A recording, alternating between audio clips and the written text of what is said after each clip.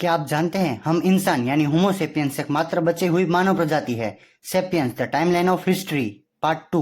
करीब 30,000 साल पहले निएंडरथल्स का भी अंत हुआ। 16,000 साल पहले अमेरिका में सेपियंस की एंट्री हुई और अमेरिकन मेगाफोना का अंत हुआ। 13,000 साल पहले होमो फोरेंसिस का भी अंत हुआ।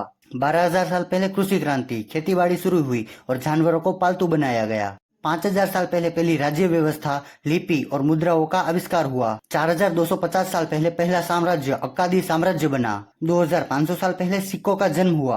पर्शियन साम्राज्य और बौद्ध धर्म का उदय हुआ। 2,000 साल पहले हैन राजवंश, रोमन साम्राज्य और ईसाई धर्म की शुरुआत हुई। 1,400 साल पहले इस्लाम धर्म का उदय। 500 साल पहले वैज्ञानिक क्रांति की शुरुआत और मानव ने स्वीकार लिया कि हम अज्ञानी हैं। यूरोप का अमेरिका और समुद्रों पर कब्जा, पूरी दुनिया एक ऐतिहासिक मंच बन गई।